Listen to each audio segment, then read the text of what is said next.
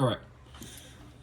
So we were asked to use the divergence theorem to evaluate the double surface integral of f, where f is described by this expression here, over the surface of z equals 4 minus x squared minus y squared, where z is in the positive direction of z equals 0. Okay, yeah, so it's above the plane z equals 0 in the positive z direction. Gotcha. All right. Do note that S is not closed here. S does not equal closed. That is important for the divergence theorem because you can only evaluate closed surfaces using the divergence theorem. So we're going to have a little workaround here. But before we do that, let me just write down what the divergence theorem is. It states that the double surface integral of f is equal to this triple integral here of the divergence of f, right? Which this, obviously the divergence of f equals, yeah, okay. Just get all that written down, like this gradient thing. Okay, so let's just start with the general plan here. I think I'm gonna use green. Green's a good color. The general plan is we're gonna evaluate the surface, right? And we're gonna have to close it off, like make it a closed surface in order to evaluate it. So here's how I plan to do that. I'm gonna add a lid to our upside down bowl, as I'm gonna call it. I'm gonna refer to this as a bowl because it's just easier than math terms. So here the plane z equals 0. That's where our paraboloid stops. So it's essentially a bowl that's facing downwards, stops at z equals 0, and it's open there. We need to close it. So what we're gonna do is we're just gonna add a plate or a lid right there, and that plate or lid, let's make it red, is gonna be this right here, right? That's our lid. Okay. Now what's important about that lid is that we're going to be using the divergence theorem to evaluate this double surface integral, but in order to do that we have to add this lid, which is adding a surface that's then going to be evaluated in using the divergence theorem. So we're going to have to then take away the value that is being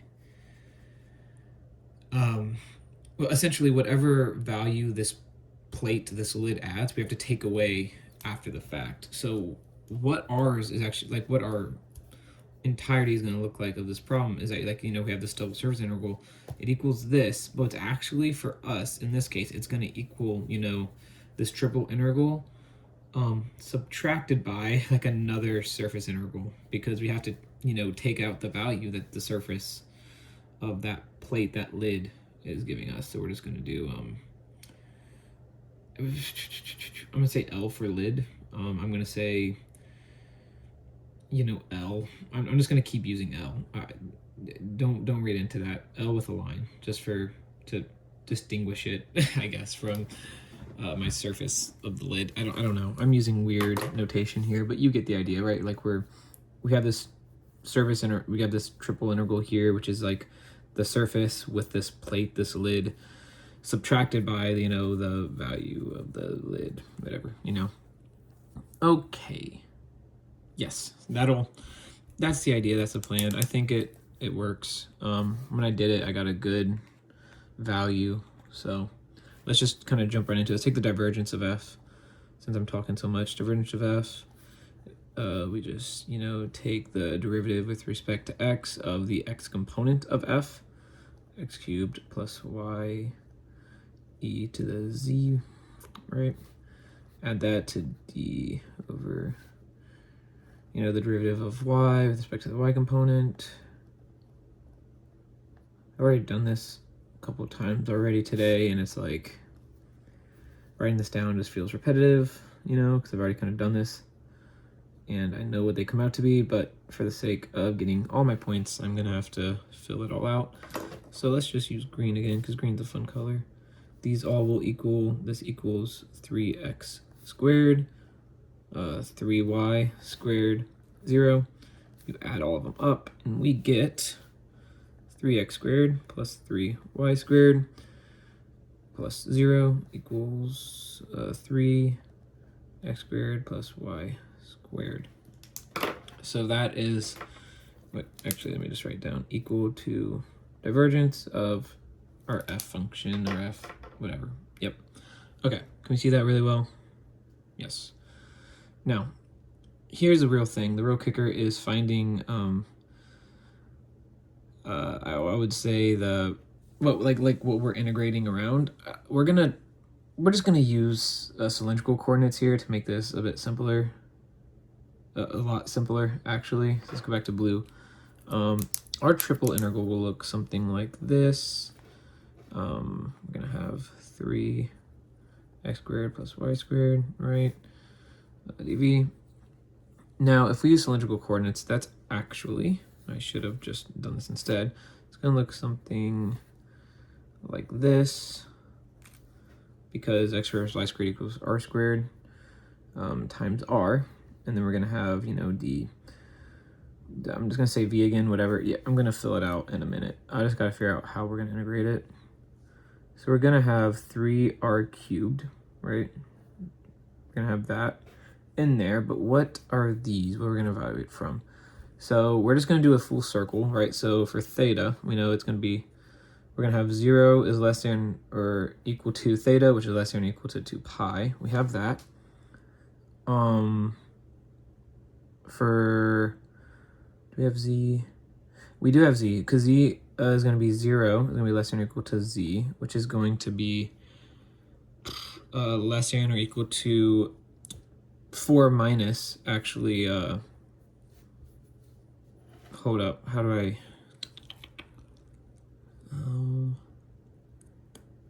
it's going to be less than or equal to, because where's it at, our expression? 4 minus x squared minus y squared would just be 4 minus r squared, so 4 minus r squared, that's going to be our expression for z. And then r, oh, you know what? At z equals 0, that would be the largest point here. So let's just plug in z equals 0 for our surface. On our surface, I'm going to say z equals 0, open the parentheses.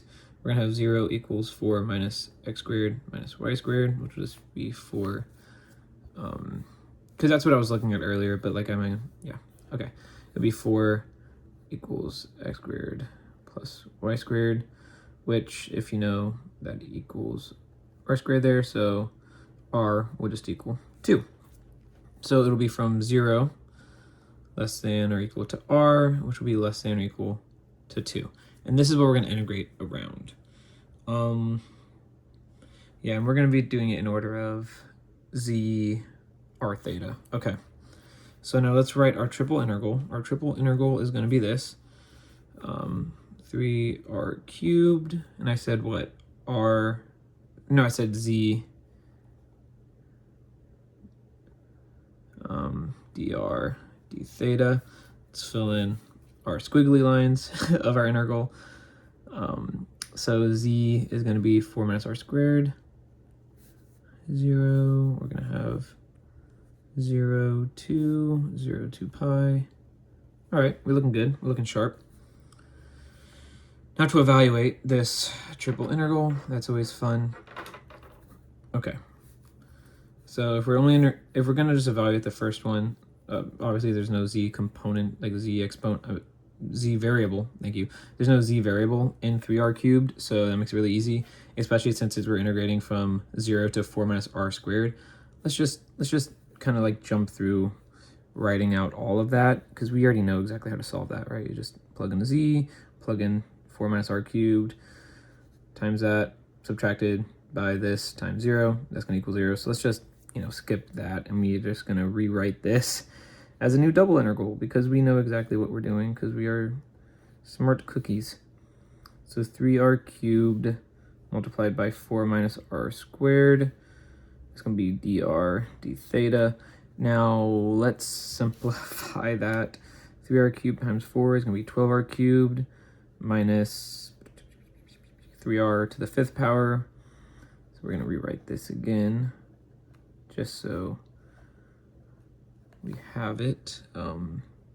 Shoot, what I said was 12r cubed minus 3r to the 5th power. Okay, now we have dr d theta. Now we are going to be integrating this with respect to r. Obviously there are r variables, so we're going to actually have to do some work on this one. All right, so if we're only evaluating this, the inside integral here, 12r cubed, we raise to the 4th power, 12 over 4 is 3, so we're going to have 3r to the 4th power.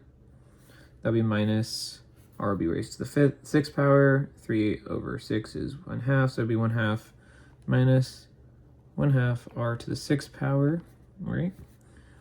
And r is integrated from 2 to 0. Fortunately, we don't have to look at the 0 column because, that's going to be nothing. Yeah, so we just have to look at the 2, scratch that off because there's no reason to subtract it.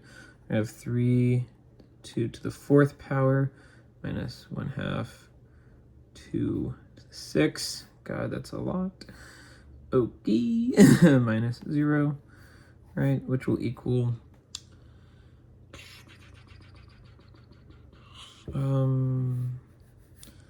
48 minus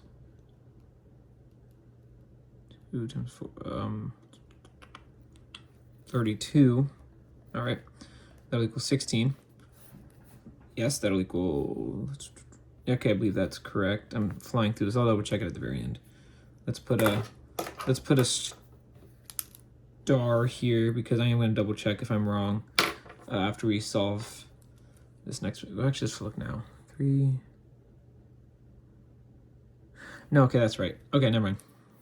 Erase that star. We don't have to come back. So we have 16 there. So now we're on our last bit of the integral. This is going to be from 0 to 2 pi with respect to theta, right?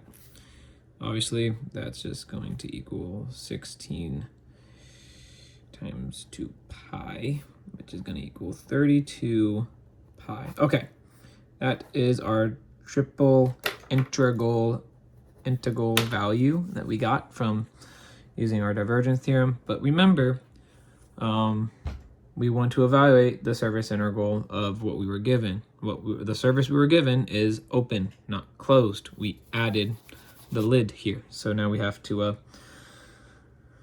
essentially evaluate the lid, and we'll evaluate the lid and we'll take that value away from what we got evaluating the open surface, right? Okay, so if you look at the, okay, so let me get my pen here. We take the normal, which will be 0, 0, 0, -1, right, for the lid, the plate.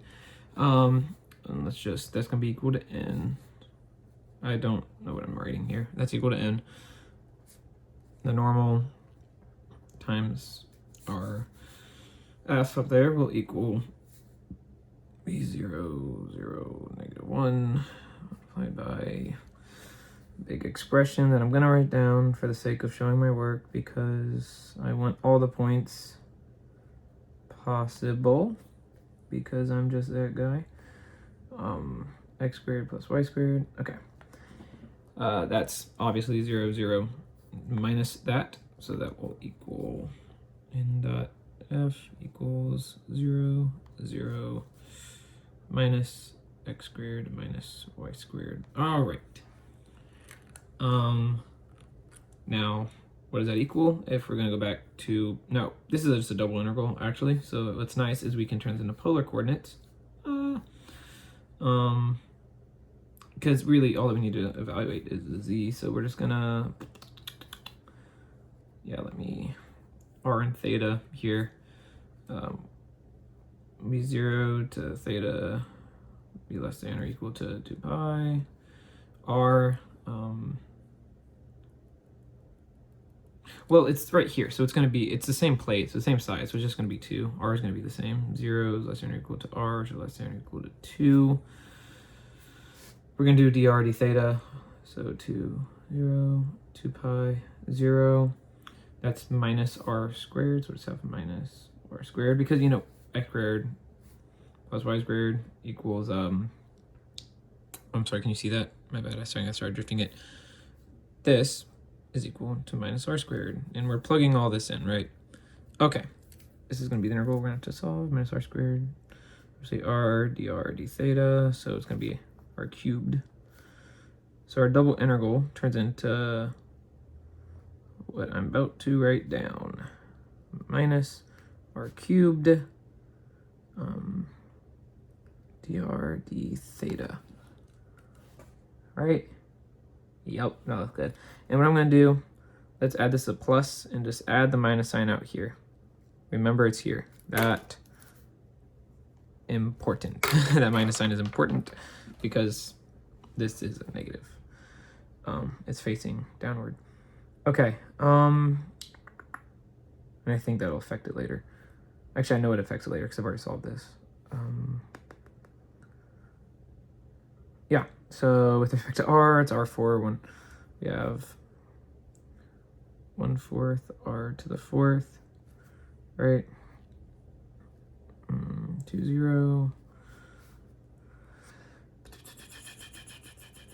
1/4, 2 to the 4th, 8, so 16/4 is 3. That'll equal 3, right? Or is that wrong? Because 2 squared is 2 squared is 4, 2 cubed is 8, 2 to the 4 is 16. So that equals 16/4, which would be 4. No, why did I say 3? Yeah, it's 4. That's why I was wrong. Okay, so it equals 4,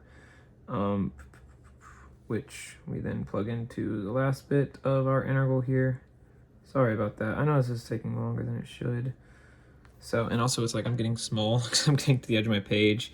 I'm really trying to avoid flipping it, but I'm just going to flip it. I'm going to actually just kind of move it up a little bit so it's still kind of in frame of what I'm writing. All right, so now we got 2 pi 0, 4 d theta. That will then add a theta, add a 2 pi. Don't need to really care about the 0 there because we know how math works. So it's 4 times 2 pi, which will equal 8 pi. But remember, that up here, this minus sign comes right back down. So it actually equals minus 8 pi. Now that minus, it does play a significant role, and it will make sense in a second when we evaluate this. Because I remember looking at that when I first solved it, and I was really confused. And then I looked it up and I figured it out, like why it made sense later. Yeah. Okay, so where am I at? Okay, so our triple integral, right? Actually, I'm just going to rewrite really what we're going to do because I'm almost done here. So this is going to be red because red's important, right? So we were we were evaluating this double surface integral of f over this open surface up here that we then closed. And since we closed it, using our divergence theorem, it actually gave us this expression, right? I'm going to use different colors because different colors are fun. Where did I write it? I want to make sure I write it down right. Oh, lordy. Oh, I wrote it up here. Yeah, so, you know, typical sort of divergence theorem stuff. However, since we added our lid being green, our plate, whatever we're going to call it, we had to subtract this double integral here that I wrote down with really weird notation because I'm a fun guy like that. And what we essentially ended up with, right? I'm going to use blue to signify what we got. So for our triple integral, we got a value of 32 pi, right? For our double integral, we got a value of minus 8 pi. Let me just put all these in a parentheses here. And what that means, since we are subtracting these, we're actually going to add 8 pi to 32 pi, which makes sense because look, the plate, it blocks off this whole inside surface. So it kind of makes sense that like we should actually grow instead of lose a value because a plate kind of cutting off more surface and it's adding. So it does make sense. It makes sense, right? 32 pi minus minus negative 8 pi equals, we're going to use red because red is the value for this, right? Color still makes sense. It equals 40 pi. And that, my friends, is the value that you should get if you evaluate our function f over the surface we were given using divergence theorem. Yep, thank you.